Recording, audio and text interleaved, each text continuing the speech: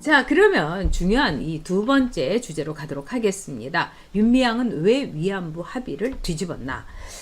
자, 지금 이제 외교부하고 이제 그 윤미향하고 이제 굉장히 이제 왔다 갔다 이 싸움을 하고 있습니다. 그리고 나는 뭐 미리 받은 게 아니다. 나는 외교부한테서 뭐 선물 받은 게 그게 협의냐. 이러면서 이제 윤미향이 지금 오리발을 내밀면서 계속 물타기를 하고 있어요.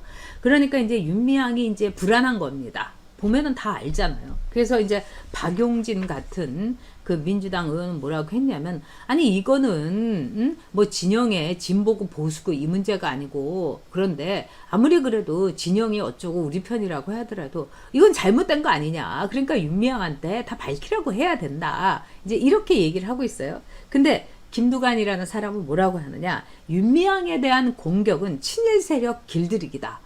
그러니까 친일 세력의 반일 세력 길들이기다. 그러니까 윤미향을 공격하는 건 우리는 다 친일파인 거예요, 여러분. 윤미향을 공격하면 다 친일파인 거예요. 이 친일파들이 윤미향을 길들이려고 하는 거다.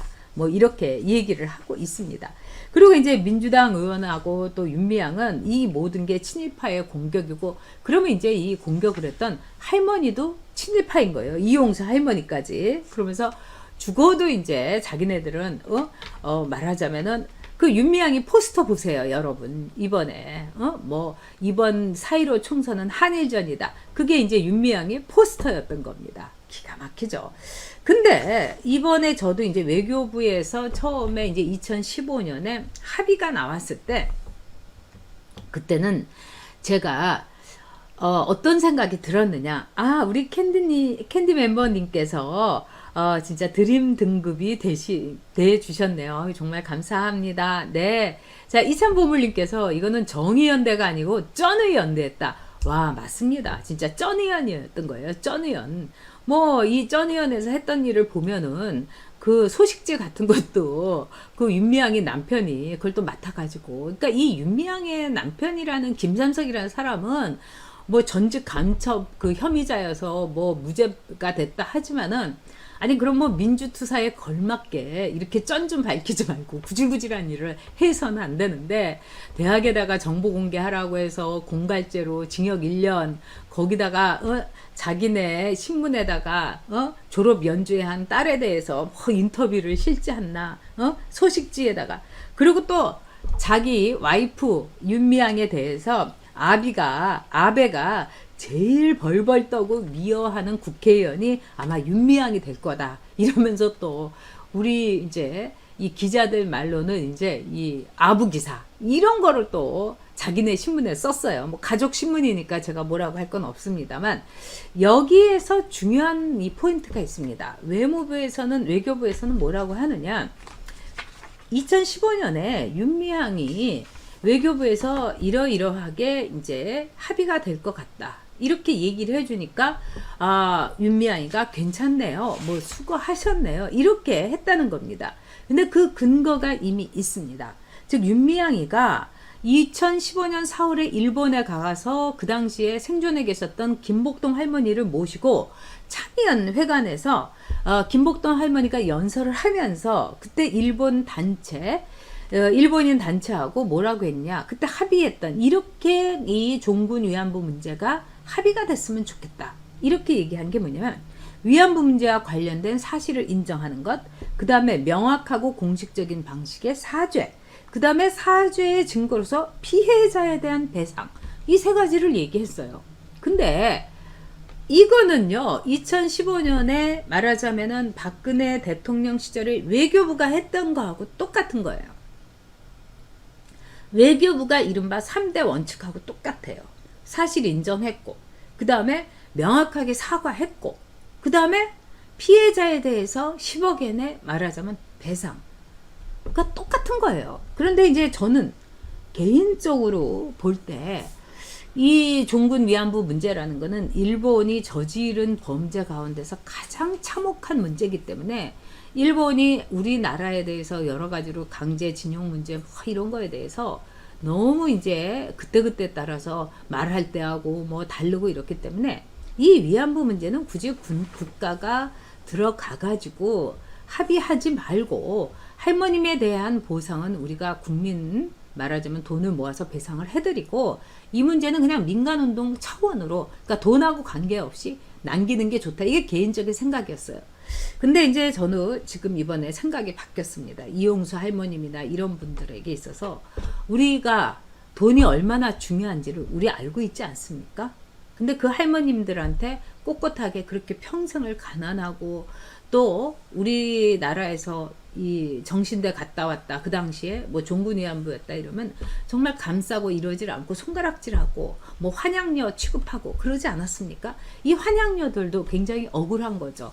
이 남자들이 못 나가지고 저기 병자호란때 끌려가가지고 이 유린됐다가 다시 보내서 돌아왔는데 이 그 당시에 그 임금이 저기 내에 가서 씻고서 하면 다 깨끗하니까 환향여라 이렇게 했는데 그거를 받아들이지 않았던 거예요. 그 유교의 남자들이. 그래서 환향녀가 환양년이 돼버린 거예요. 참 가슴 아프죠. 근데 그런 환양년 취급을 받았던 거죠. 근데 이 할머님들이 돈을 그 당시에 벌써 배상을 뭐 정말 있는 그대로 한 1인당 3억에서 4억을 받았다면은 자신이 원하는 곳에서 자신이 그 여생을 받으면서 제대로 된 국가적인 연금을 받았으면 그게 훨씬 더 우리가 그 할머님들에게 보상하고 보살펴 드리는 길이었다. 저도 이제는 생각이 바뀌었습니다. 저는 이제 그 당시에 일본의 반일행위가 한국인들을 다 죽이려고 하는 이 인종말살 정책이 도저히 용서가 안 됐던 겁니다. 근데 이 윤미향이라는 이 사람이 그때 외교부의 그 국장한테 너무 고맙다고까지 했는데 말하자면은 이 당시에 일본 정부가 책임을 통감한다. 이 위안부 합의 내용이 아베가 반성하고 사과했고요. 그 다음에 일본의 국고에서 10억엔이었습니다. 이거는 그 당시에 저도요. 국고에서 10억엔이라는 건 의미가 있다고 생각을 했어요. 왜? 일본의 뭐 아시아 여성기금에서 모아가지고 할머님한테 드리고 이런 민간 차원으로 그건 두는 거죠. 민간 차원으로. 근데 일본은 어떻게 했느냐? 국고, 나라 돈에서 줬기 때문에 이거는 국가적인 배상이 되는 겁니다. 이게 굉장히 핵심이었어요. 그리고 이거는 상당히 외교부에서 저도 고생은 했다. 이렇게 이제 생각은 했는데 저는 그 당시에 제가 이제 놀랬던 게 뭐냐면은요. 그때 이제 저는 뭐 국회의원도 아니었고 그렇지만 이제 위안부 문제에 대해서는 제가 굉장히 관심이 많아서 뉴스를 많이 봤는데 그때 놀랬던 게 뭐냐면 윤미향을 비롯해 갖고 좌파 시민단체라든가 이 단체에서 이거를 아주 다행스럽다고 얘기를 막 했던 거예요. 그래서 저 사람들이 어떻게 이렇게 쉽게 그 받아들일까? 처음에 초기에 그랬어요, 여러분. 저는 똑똑히 기억합니다. 그리고 이 10억엔에 대해서 말하자면 뭐 그 정도면 그리고 참 다양한 일이다. 아니 박근혜 정권, 이명박 정권에 대해서 그렇게 난리친 사람들이 왜 이랬을까? 제가 너무 걱정이 됐던 거예요. 뭔가 있는 게 아닌가? 그랬는데 아니나 다를까? 그게 발표가 되고 나니까 하루아침에 아니라고 막 하는 거예요. 제가 그때 알았습니다. 여기에 정치적인 이게 개입이 되고 말하자면 좌표찍기와 명령이 내려간 거예요. 자, 10억엔이란 돈에 윤미향이 처음에 너무 좋았던 겁니다. 왜?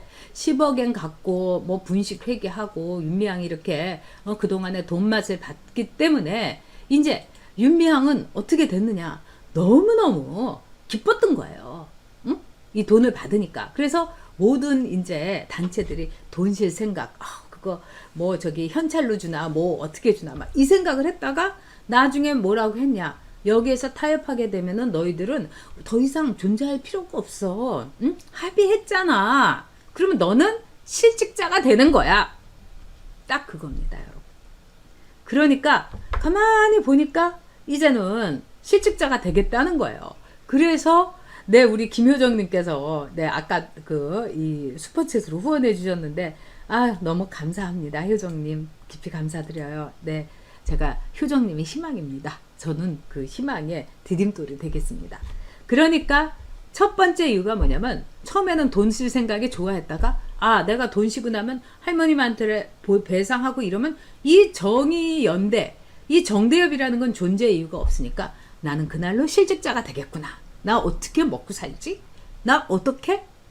돈은, 그리고 내 딸은 피아노 공부는 어떻게 시키지? 딱 그렇게 됐던 겁니다. 그게 이유예요. 두 번째는 뭐냐? 이 10억엔이라는 돈을 받는 과정 속에서 이른바 문재인을 그 다음 대통령으로 만들기 위한 이 극좌 좌파 단체에서 뭐라고 했느냐? 이 돈 우리가 모아서 줄게. 그리고 우리가 정권 잡으면은 이 돈 너희들한테 줄 테니까, 그 더 줄게. 더 많이 줄게. 그 국민 운동을 막 그냥 성대하게 벌여갖고 100억이 120억이 뭐야? 막 300억쯤 줄게. 이렇게 얘기했을 겁니다.